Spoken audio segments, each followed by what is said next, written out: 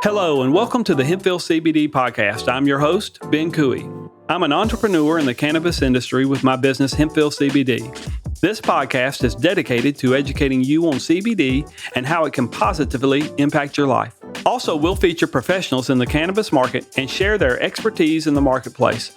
Join us on this enlightening journey that will enrich your appreciation of the dynamic cannabis marketplace. Follow us at hempvillecbd.com, and as always, there's an open invitation to come visit us at the store in South Haven, Mississippi. Now, let's get to it.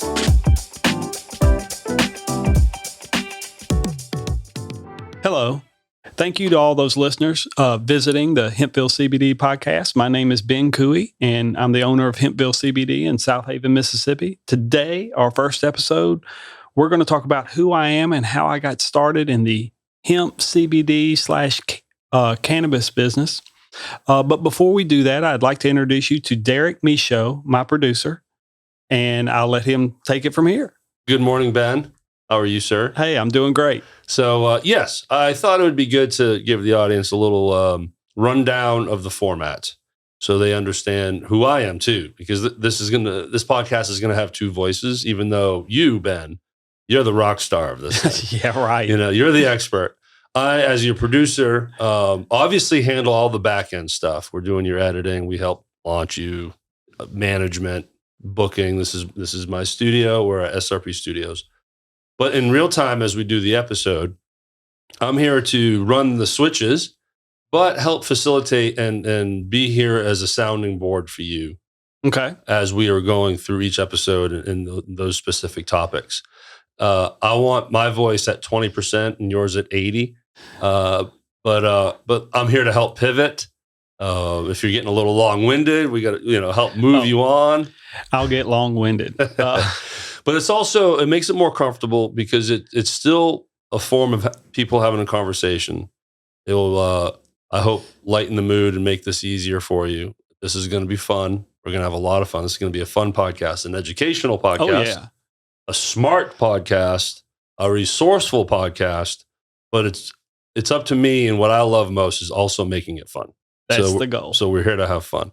I'm excited to be here. I'm proud to have you as a client, but also, a pod partner, as I say. Right. And I'm happy, I'm excited what season 1 is going to bring. We're looking at a 13 episode season. Correct. Coming out weekly. Correct. So you're going to get strong 3 months of Ben Couey. I hope the world can take it. All right. Well, let's deliver that now, Ben. All right. Okay. So here I am. I'm going to let you move forward here, and let's learn more about Ben, more about the store and the reason why you're in this field and the history behind all that. So. Okay. Well, I mean, I used to, before I got into this business, I was a 8th grade or 7th grade middle school history teacher. But back in 2018, I went to a business partner of mine and I said, hey, I'm interested. We need to partner up and open up a business, but it needs to be something that's different, something nobody in our community's ever seen. Because you go to any strip mall, it's the same stores in almost every strip mall. There's a nail shop, there's a phone shop, there's a Subway. It just kind of gets redundant. Yeah. And so we had both been in the restaurant industry, and I thought, well, we don't need another restaurant here. Plus the work and stuff that goes into that is just way too much than what I wanted to do. And we talked about it, but he went back home to Chicago because that's where he was from. And he came back, he goes, man, I think I got something for you. I said, what's that? He goes, CBD. I had no idea what CBD was. Mm-hmm. And I go, what is that? And he said, look, I had a cousin in Chicago in a car wreck. She hurt her neck. She has a lot of body pain. And she told me she's taking CBD other than pharmaceuticals, and it's helping her great with her pain. And as I heard this, I just thought, this sounds like snake oil. This sounds too good to be true. And I said, we would take a look at it.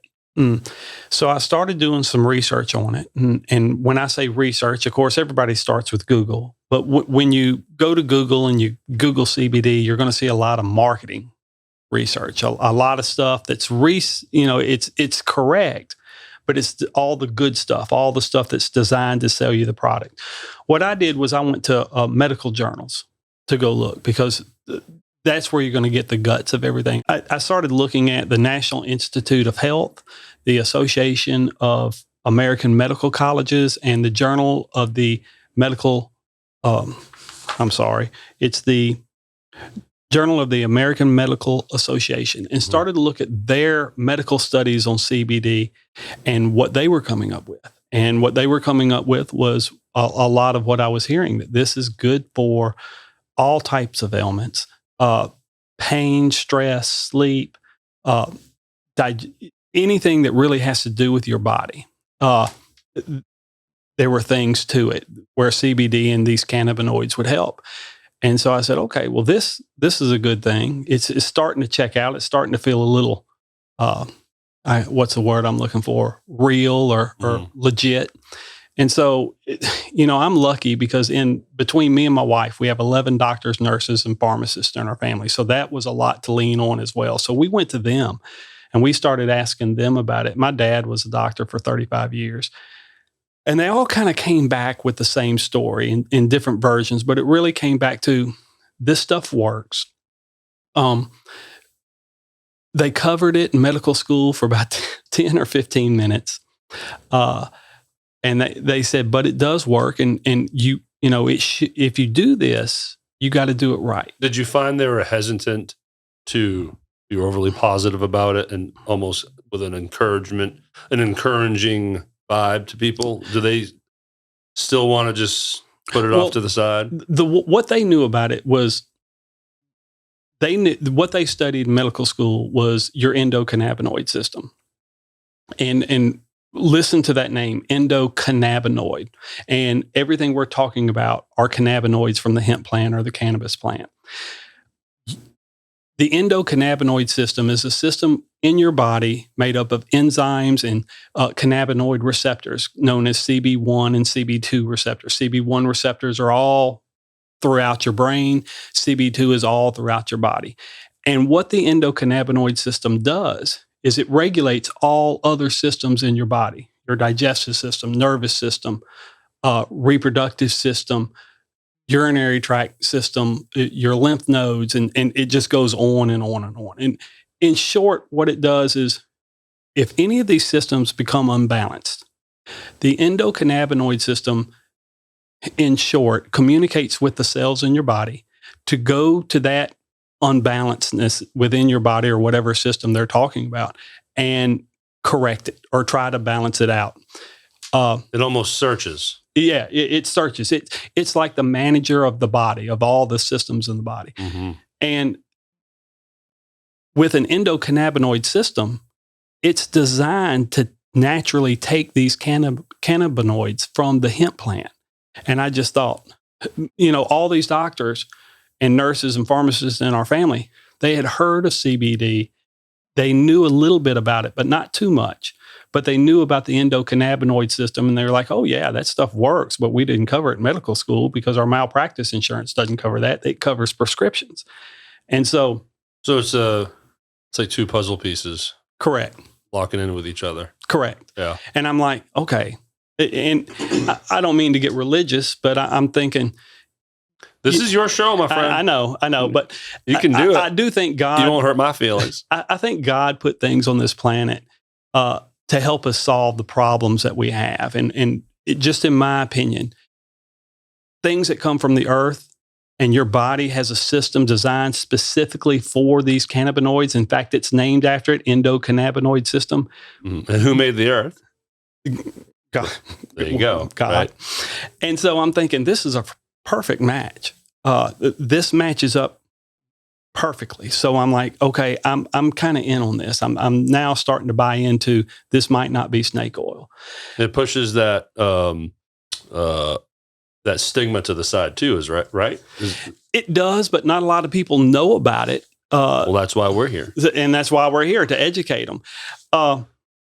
But as things started to match up, I was like, okay, this all looks good, but I wasn't quite sold on it yet. I mean, I love teaching. I love being in the classroom with those kids. And what was the grade again? Sorry. It was 7th grade. Oh, middle school. And in 7th grade, I used to tell other teachers, look, Our job is to save these kids from their bad decisions when they're 12 years old and sprinkle a little math, history, and science in between.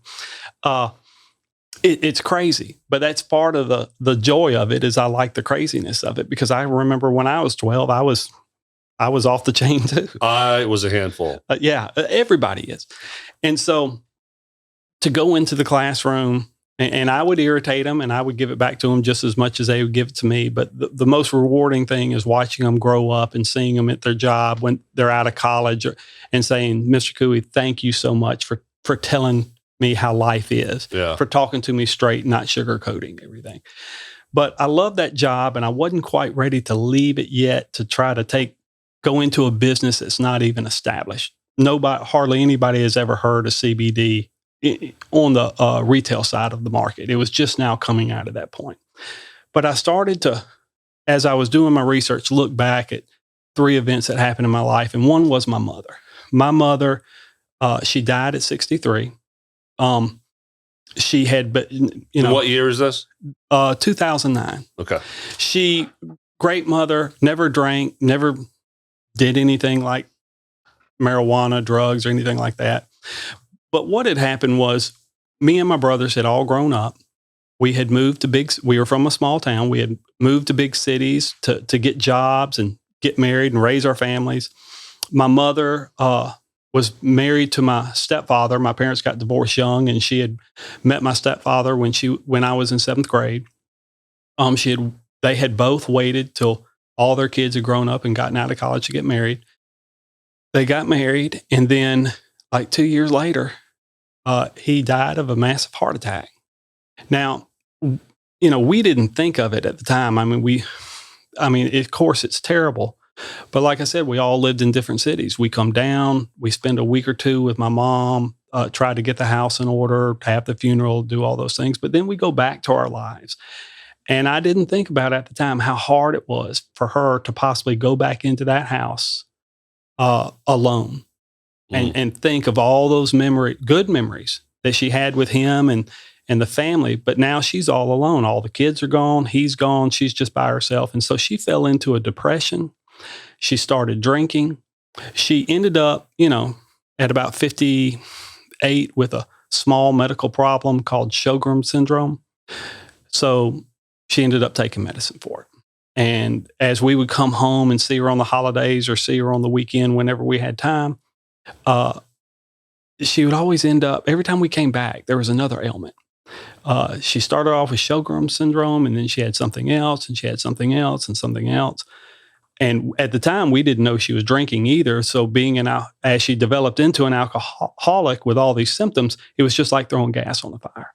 And after she died, my brother, who's a pharmacist, we had come down and we were going through her medicine cabinet. And my brother's like, dude, she's on like 14 different medications. And that all these medications are doing, like 7 of them are canceling out the other 7. And it's just screwing up her system more than it should. And I thought back, hindsight being 2020, I'm like, that's why, she kept getting little ailments. What those ailments were side effects from the first medication she was taking. And they would just write another prescription for the side effect, and then that new medication would have a side effect, and it just snowballed on itself. This happens with psych meds, and I know this from experience. You start taking an antidepressant, but now you're getting manic. So then you take a mood stabilizer to try to flatten out that mania and flatten out what that antidepressant is doing to you. But then now you need a pick-me-up. So you need something, you know what I'm saying? Yeah, and before you know it, you're on 5 different things that are trying to balance you out, but it just gets messy. It just keeps going, and the doctors weren't talking to each other. And that, I look back and I'm like, you know what? This CBD and the hemp cannabinoids that I've been studying, if this was around when she was alive, they help with depression. They help you get off alcohol. They help with your pain needs. This could have gotten her off of so much medication. And it would have been all natural, that she probably would still be alive today if that was the case. But these products weren't around back then. Also, my father, I'm 55 now, but when I was getting to turn 50, he came to me and he goes, look, I'm going to give you the best advice I can give you. If you can control it with diet and exercise, do it. He goes, because I guarantee you, if you get on one medication, like a high blood pressure or cholesterol medication, he goes, you'll be on 3 of them in 6 months. Yeah. And he goes, and it'll just build on itself. And so I took that to heart, and I try to live my life that way. But that was one. So the next one was your friend's dad? Yeah, I had a friend whose father, I'm in my 50s, so his father is, depending, 70, 80 years old, within that age range. He had open heart surgery. This man never drank, salt of the earth. He was a farmer. He had open heart surgery. 6 months later, he died. Of course, I thought, well, he must have died from complications of the surgery. False. He died from liver failure. And I looked at his family and I was like, liver failure? His liver was fine. Well, yeah, it was until he had the open heart surgery. What happened to him was after the surgery, he was taking so much ibuprofen for the pain. Ibuprofen is one of the most toxic things you have in your house. Your liver has a hard time processing it. More than Tylenol or anacetamine or whatever the... Yes. There's something about the ibuprofen. Yeah. Well, it's a lot of pain. It's a lot of the pain relievers out there. Yeah, okay. But ibuprofen's probably the most popular, and it's the one that all the doctors... It's what I use. Yeah. It's the one that most of the... Not anymore. Most of the doctors tell me, oh, yeah, your liver does have a problem processing it, and sometimes it'll build up and you can have a lump on your side, and that will be ibuprofen deposits. Do you know the level he was taking? He was taking 800 milligrams per day. And I don't know this, but I bet he was taking more than that. But he ended up dying from liver failure. And I'm thinking, you know what? If these products were around, they help with pain. He could have avoided that over-the-counter medication, done it naturally, and he might still be around today. And then there's my brother-in-law. He's one of the doctors in the family. He ended up... Is this your wife's brother? It's my wife's brother. He ended up with getting brain cancer, and he still has it to this day. So he's still with us. He's still with us, but he's no longer a doctor because of the cancer. And this is kind of a funny story. When he got brain cancer, these products weren't on the market, and he had to go through chemo.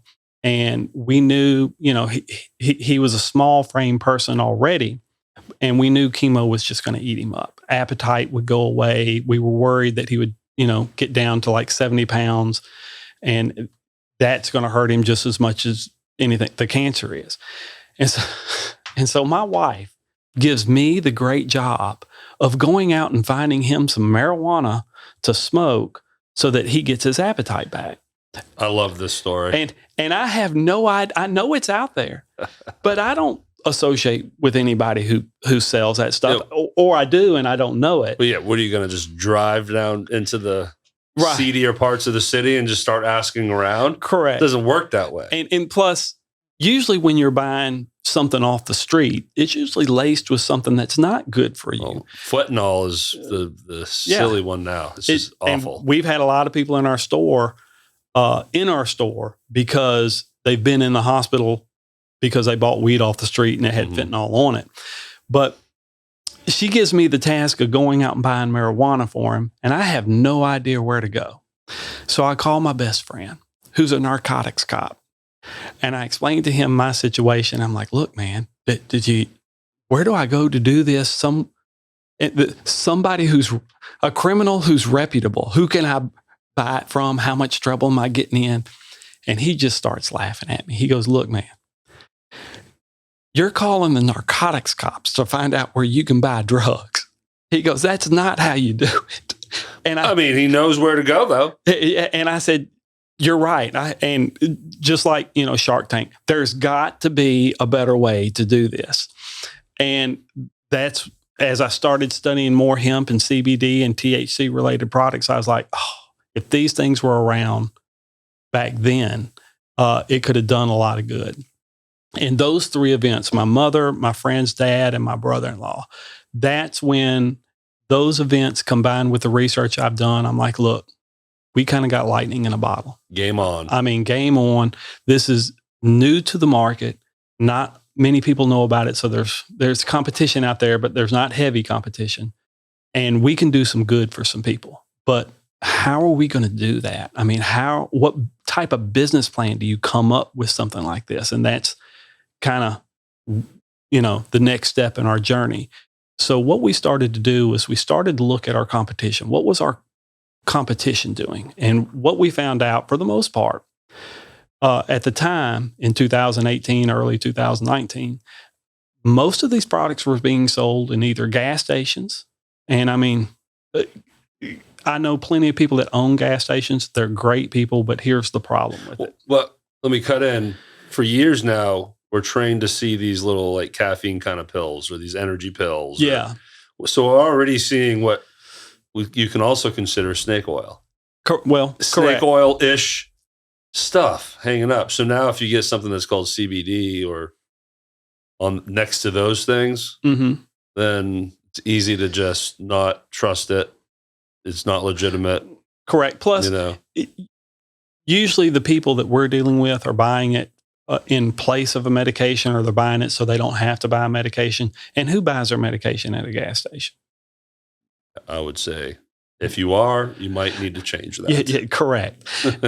Furthermore, the public didn't, and they still don't know a lot about these products. So there's a learning curve there.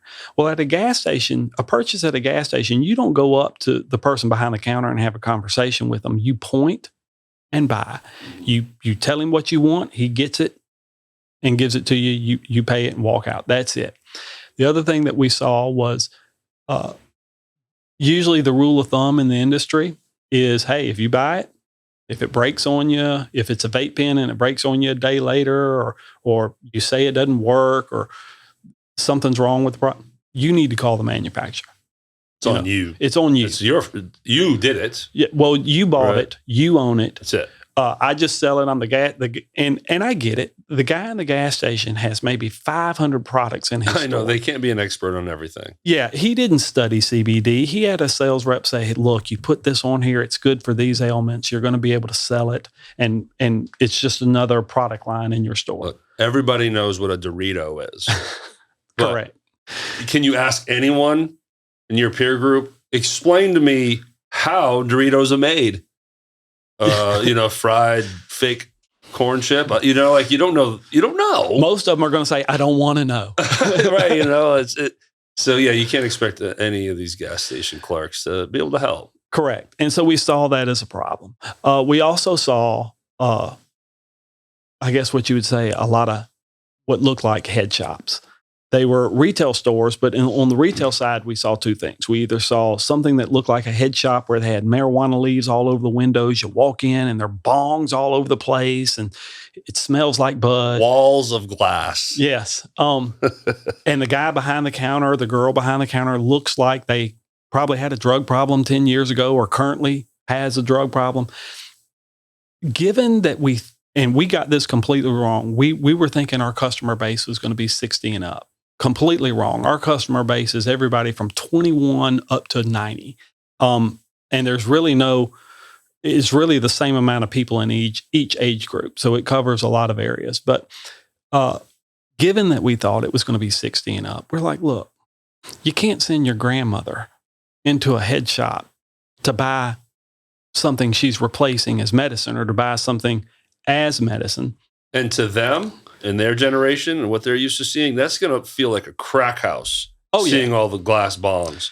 Oh, yeah. They're going to just see tools to take drugs and immediately think they're in hell. even I don't feel comfortable in places like that because I didn't do drugs when I was in college or in high school. I didn't even drink. Yeah. But yeah, you needed something you could send your grandmother to. And a head shop just wasn't it.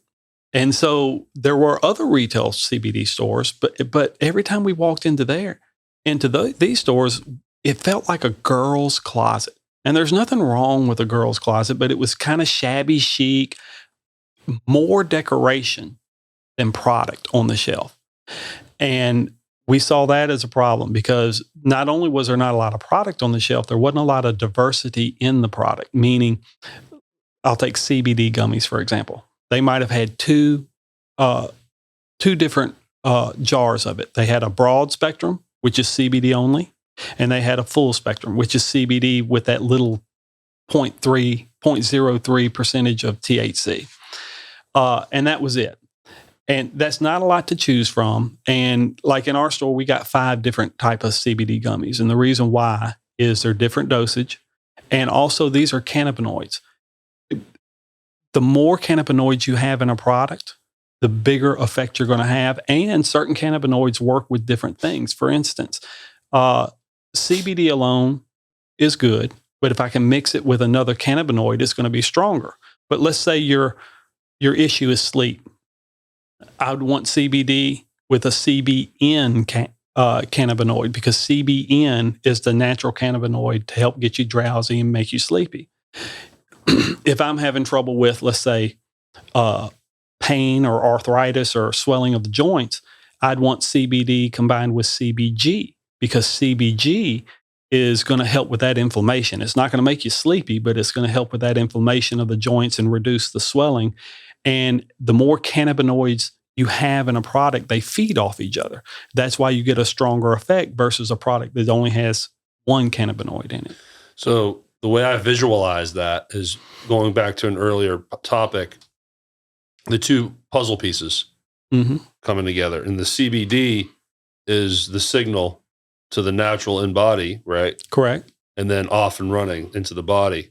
So then I hear the subsets, I guess the CBG, CBN. They latch onto the CBD and go for the ride. Well, they mix with kind of sort of. As they combine together, they create a stronger effect. They feed off each other. Right. Yeah. And so you get a better effect with that. But even with that concept, it was a good concept. I didn't like the decoration, more decoration than product, but the lack of product. But also when talking to the people behind the counter, they were knowledgeable, but they knew just enough knowledge to sell you the product, not enough knowledge to advise you. And here's a perfect example. When we opened up our store, we had a lot of people come in who had bought CBD from another place because we're new. They were used to the store in their neighborhood that had been open a year before we had gotten there. They would come in our store and they'd say, "Look, I bought this CBD somewhere else. I feel like I'm about to pass out." And we're like, "Whoa, that shouldn't happen." And so we had asked them questions, and it all came down to, they all had the same issue. And it was, "Hey, when you bought this CBD, do you take blood pressure medication?" And they all said, "Yeah, I take a blood pressure medication." I said, "Do you take your CBD in the morning with your blood pressure medication?" And they said, "Yes." And I said, "That's the problem." And I said, "And that is the difference between somebody who only knows enough to sell you the product and somebody who knows the product backwards and forwards and can help advise you with it." And they said, "What do you mean?" I said, "Well, CBD lowers the heart rate. Your blood pressure medication helps lower the heart rate. If you take them together at the same time and they metabolize at the same time in your body, they could possibly lower your heart rate too low. And so you bottom out and you pass out. That's why you feel the way you do." I said, "What you need to do, you can still take CBD and your blood pressure medication. But what you need to do is take your blood pressure medication first. At a minimum, wait at least an hour before you take the CBD. Because that way they're not metabolizing the same time in your body, and you'll be okay." And always, if you're on medication, what CBD does is it takes the medication in your body and it amplifies it. So if you're taking a painkiller and you take CBD with it, it's going to make that painkiller work a whole lot better, which could be a good thing. But if you're taking blood pressure medication and it amplifies that blood pressure medication, it's going to lower your heart rate too low. Yeah. And so it's adding fuel to it a little bit. Yeah. Correct. And so, we started to see that gap. And that is where it gets so, specific. And I would say, knowing that, I would think really should turn someone away from the stigma and understand, with some education and working with someone that, like you just broke down, this is the best time to take it based off of your current medication. That is the cherry on the top. Correct. And also we always advise them, look, if you're on medication, tell your doctor you're taking CBD or whatever you're buying out of our store. Don't be afraid to, because it's not like you're breaking a law here. Correct. And a lot of people think they do. They're walking in. When we first started, we'd have people park 4 or 5 stores down and then walk to our store because they didn't want their car in front of our store. Yeah. But as were they wearing sunglasses and a hoodie? Some of them were. But as we, I guess, built up trust within the community and they realized, hey, we're not a head shop. We're not just out there trying to sell you a good time or sell you snake oil. We then had like the nursing home bus drive up and unload 3 or 4 people to come in who, have what it took them about 30 minutes to get off the bus and get in the store because they all have walkers and canes and they're hurting. I mean, I'm 55, I'm starting to hurt. But it started to build up that trust like, hey, these guys know what they're talking about.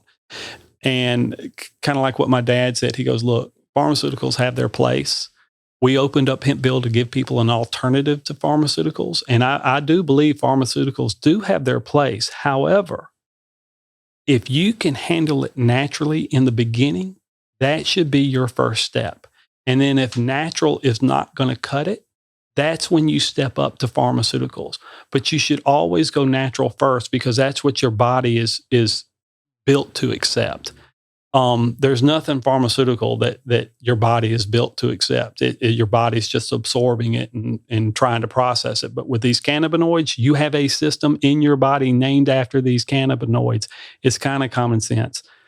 This is what I'm supposed to be doing, at least first, and then step up to the other stuff later if it doesn't work. So let's pivot here, if you don't mind. Yeah. Now let's talk about your store, Hempville CBD. And now you've discussed the look, the vibe, the educational level of your customer service. And you laid out all these things that you really just see as missing, and you've solved all those issues, haven't you? You've filled those voids, correct? We built our store in filling those voids. There's a lot of voids, and we see voids, different voids every day, but the biggest ones we saw were consistency in product, and the learning curve between the product and the customers. We knew 90-something% of our customers would walk through our door and they will have heard of these products, but they don't know enough about them to ask us questions or even to know what questions to ask. And this is another pillar of our business, the training. Most stores, and I've been in stores where new people have gotten hired in the CBD industry. And their boss will tell them, you got 2 weeks to learn this. Otherwise, I'm going to let you go. 2 weeks. In our store, it's a minimum of 2 months. Some, it might take about 3. And the reason for that is if you're really going to help somebody, you got to know what you're talking about. You can't just know a sales pitch. These products are changing all the time. The industry is changing all the time. There's a lot to learn just in getting with the basics. And so we're training people to not only learn that information, but learn how to instead of sell a product, because I don't want you selling a product. If you sell a product to a customer and you sold that customer, all that's going to happen is that customer, that's when you start seeing returns. The customer will have buyer's remorse. They'll start thinking twice about what they purchased. Or they got the wrong thing or they're using it poorly. And they're not getting the response they were hoping for. So many times we have people come in the store and they're saying this isn't working. And it's usually one or two things. They're taking it incorrectly, or the ingredients in it aren't the right ingredients. And that's another topic to talk about. That's another episode. But I definitely want to, I don't want to interrupt you, and I want you to continue. But at some point, I want to paint the picture of what it's like to walk into your store, what it looks like. It's not glass bongs everywhere. No. What's your customer service like? Who are some of the workers there? What is the process when you walk in and you ask for help? It's real simple. So let's just start with the look. Okay, the look. We designed our store kind of like an Apple store, very welcome. We want it to be welcoming. We want it to be a place you can take your grandmother to. It's very open. It's welcoming. You're not going to have bongs all over the place or marijuana leaves anywhere. Some people say it kind of looks like an Apple store. It kind of feels like a clinic, but we don't want to be too clinically. It's just professional. The employees, all of them are trained to know as much as I do. I train my employees to where if something were to happen to me today, if I get in a car wreck and I'm gone, I'm no longer here, that they can run that store without me with no problem. They know just as much as I do. This is how they feed their families and how I feed mine. And even our customers depend on our store to get what they need. And so I don't want it to close because I was irresponsible and didn't train my employees well enough to run it if I'm not there. I don't want them to be dependent on me. Mm-hmm. Our products, we look for products are an important thing because so much of this industry is, hey, I can't tell you how many sales reps come to me on a daily basis. We got the cheapest gummy, or we got the best vape pen and it only costs like $8 or whatever. You can make so much profit on this. I don't care about any of that. What I care about is usually when these sales reps try to get their product in our store, we can ask them a couple of questions and it eliminates them. Who's making your product? Who's formulating? Well, we are. Are you a doctor, a pharmacist, or a PhD chemist? Well, no. Well, I kind of, I'm kind of hesitant about letting you in my store. We looked at COVID because right after we opened, COVID kind of hit. And if you look at COVID, a ton of these online CBD hemp stores opened up online, and they were doing massive amounts of business. But there's no track record of their business. So we wanted to look at companies who had a proven track record, things like Koi, 3Chi, R&R, Hometown Hero, where we know they have professionals formulating their product. I know with Koi, they have a team of doctors that formulate every product they have. I've even talked to the doctors about certain products and ailments and how they work. But whenever you have professionals making the product is consistent, it's going to work. As a business owner, it cuts my liability down because if you're making it at your house, how do I know you're not cutting it with something else to make it cheaper that could be harmful to a person? That's why we had all those vaping deaths back in 17 and 18 because they were taking vitamin E and mixing it with the vape juice because it was cheaper. But what they didn't know because they weren't professionals was that vitamin E is a very sticky substance and you can vape it. But once that smoke goes into your lungs, it turns back into vitamin E and it sticks to the inner cells of your lungs and clogs up all the bronchioles and you can't breathe. That doesn't sound good. No, it's not. But in our industry, there's a lot of watered down product. Another thing is hemp seed oil. We have had so many people come in and say, hey, this product doesn't work. And they didn't buy it from us. They bought it somewhere else. And they sometimes they'll say, hey, your product's twice as much as what I bought this at Walmart for. I'm like, well, let me take a look at what you bought. And I can flip it around. And the first ingredient on that is usually hemp seed oil. There's a difference between hemp seed oil and CBD, meaning hemp seed oil is where they just took the seed, grind it down into an oil, inject that into the product.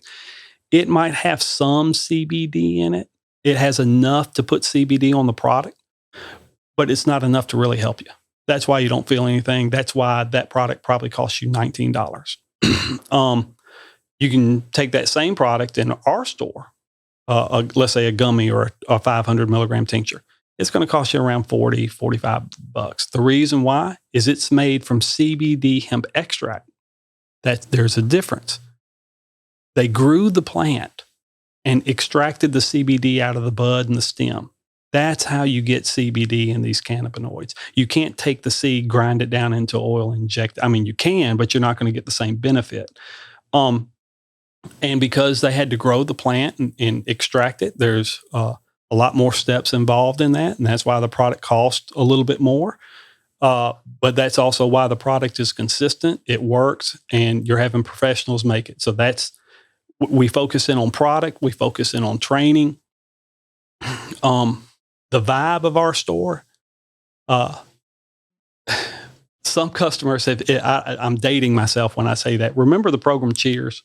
Of course. Where Norm would walk in and everybody would go, hey, Norm. Yeah. Our store is kind of the same way. We look at our customers as family. because we know, and that sounds so corny, but we know there's a lot of competition, not only in the retail side of this market, but then we got, I guess, secondary players such as gas stations and tobacco stores and people who have cheaper product. But customers still go to that.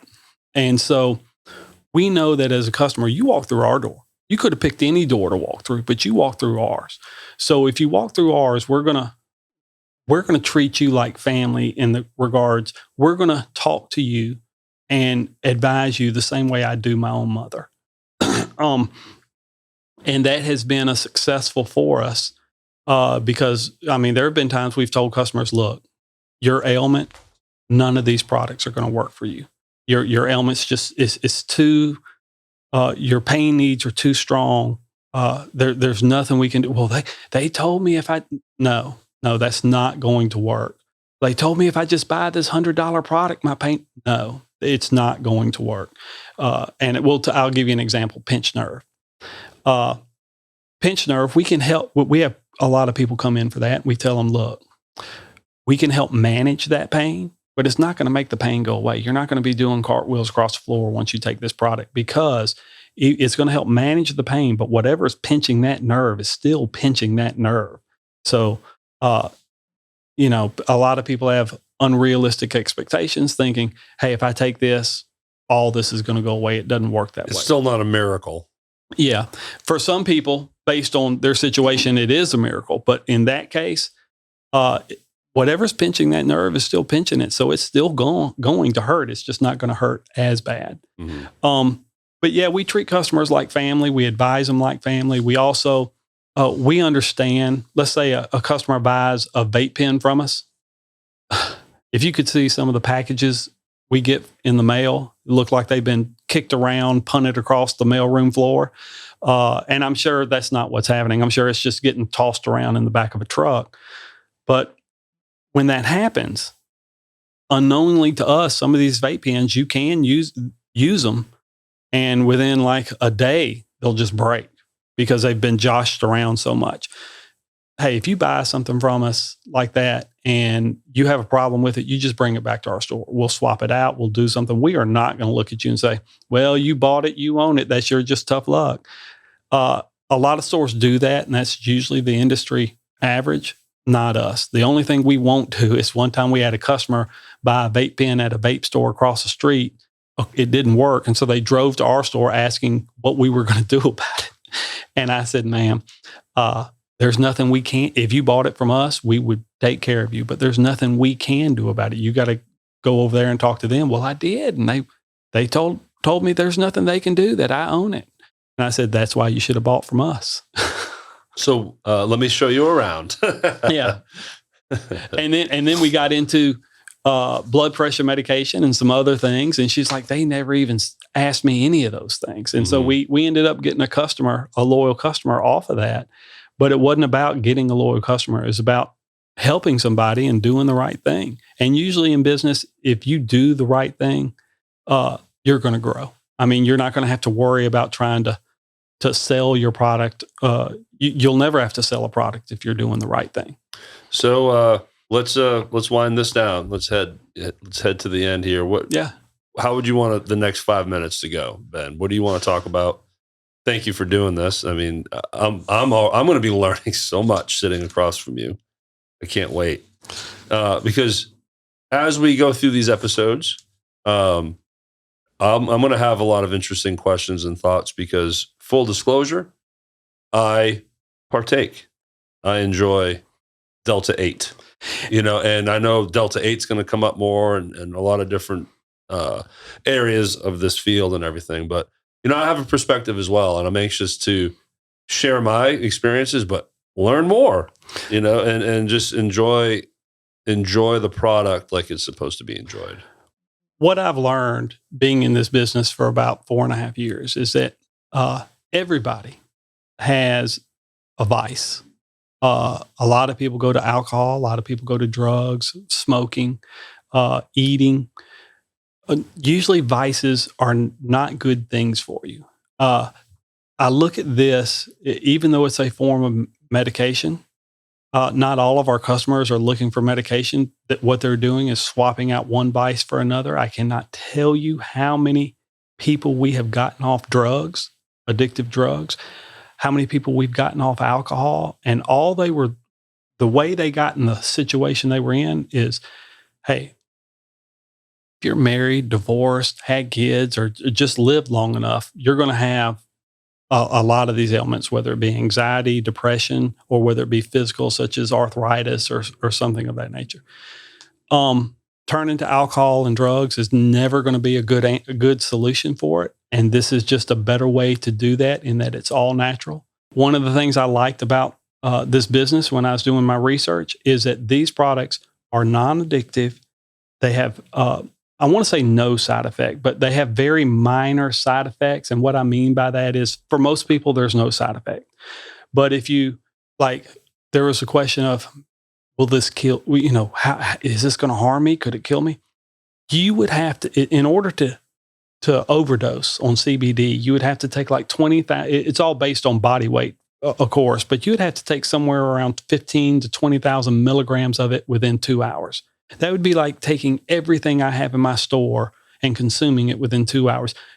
You're going to have to work real hard to do that, and have a lot of money, or unless they're breaking in at night. Correct. So the side effects from this is, you might, if you have a Delta 9 THC drink, you might get a little dry mouth in the morning when you wake up. If you took way too much, you might get a little stomach ache. One time we had a lady, she bought some CBD gummies. She had put them up, but her 5-year-old had gotten into them. It was a low dose, and she had called me. She was in a panic. And I said, ma'am, do not worry. I was like, look, the only thing that's going to happen is your 5-year-old's going to go to bed a whole lot earlier tonight. And I said, worst case scenario, if they had 2 or 3 gummies, which would be too much for a 5-year-old, they might get a little tummy ache, might have a little, diarrhea from the tummy ache, but nothing big. And I explained to her, we do have kids as young as 6 years old taking some of these products, and they can only take the CBD products. But when you talk, we've had parents that said, look, my kid's on the autism spectrum. We're testing him for autism. We don't know if they have it, but we're seeing signs of it. He's not paying attention to the teacher in school. He's hitting other kids, biting other kids, and he's just all over the place. There is CBD products that are made low dose for kids like that. And they would come in and buy it and give it to their kid. And they'd come in the next week and they'd be like, look, that's the first week ever my kid got to go to the treasure box on Friday and pick out a gift for good behavior. Mm-hmm. And as a teacher, I can tell you, I had kids that were on so much, attention deficit disorder. Ritalin.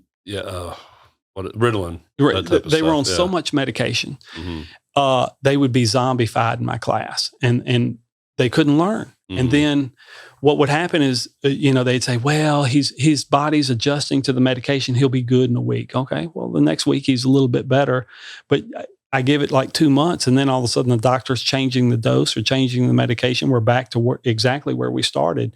And that kid is just zombified all day long. With some of these products, it allows that kid to control his ADHD, be off the medication and not be zombified. He's just calmer, more focused, and able to do what he needs to do in school. And that's what it's all about. It's all about finding a better way to do things. And from a health perspective, that's why I got into this business, because as I looked at, man, it's non-addictive, no side effects. Your body has a system designed specifically for this. This is a win-win for everybody, but it has such a stigma to it due to the marijuana and stuff that had happened back in the 60s. My father used to tell me, you used to be able to walk into a drugstore and buy these products back in the 40s and 50s. And I asked him what happened. He goes, well, they were competing too well with the pharmaceuticals. So the pharmaceutical companies got them outlawed as a Schedule I drug. And that's the end of that. I know. Now they're slowly becoming legalized. And, it's like with anything else. A lawyer one time asked me, is Delta 8 going to get you high? And I said, that's kind of like asking me, is a beer going to get you drunk? If I drink one beer, I'm not drunk. If I drink the whole 12-pack, I'll be passed out on the floor. Well, these products are the same way. If you use them the way you're supposed to use them, everything's good. Now, if you go take a handful of Delta 8 gummies and just shove them in your mouth and eat the whole thing, yeah, you're in for a long night. You gotta handle it responsible. Yeah, you got to be smart with it. We tell people all the time, if you're going to take a THC-based product, you're functional because they are lower doses, but do not drive your car. Mm-hmm. Don't fool yourself into because you will get arrested for driving under the influence, because you're not under the influence of alcohol, but you're under the influence of this. A foreign substance. Yeah. And so wait till you get home and you can take it and chill out and you're completely functional. You're not going to be, whacked out of your mind, not knowing what you're doing unless you take the whole bottle at one time or do something, irresponsible. Well, I say, let's leave it there. Okay. Sounds good. We can dice up the last 50 minutes into the next 12 episodes. There's so many different places to go, and I'm looking forward to all of them, but let's, how do you want to wrap this up? So just want to say, if anybody out there listening, if you have any questions, feel free to reach out to me on any of our social media platforms. You can go to hempvillecbd.com. You can go to our Facebook page, Instagram. You can email me at Ben C as in cat, at hempvillecbd.com. You can even come, we welcome you to come to the store. If the more we can talk to you in person, the better. You don't have to buy anything. What's the address? The address of the store is 562 Goodman Road, South Haven, Mississippi. Our job is just to advise and educate you. We feel like the more you're educated, the better decision you can make for you or your family, because we do have a lot of people buying for family members. But it's all about the education. If we educate you, you know your situation better than we'll ever know. So you can make the right decision for you. But it's about that education and the trust and having good products that aren't going to hurt you. And that's what we do. So, continue to listen to us. Reach out to us if you need anything. Other than that, you always have an open invitation to come see us at the store or visit our website. Thank you for watching and listening, everybody. Yeah, thank you for watching and listening, and we'll talk to you on the next episode. If you found this podcast helpful, I'd appreciate it if you took a minute to subscribe, rate, review, and follow us at hempvillecbd.com. This increases the reach to more people who are trying to navigate through the changing cannabis market and its products so that we can create a more knowledgeable consumer. Take a screenshot and tag me in your social stories to friends. It means the world to me to know that this podcast has positively helped you and that we get to be a part of your journey. Thank you, and until next time, here's to a better life.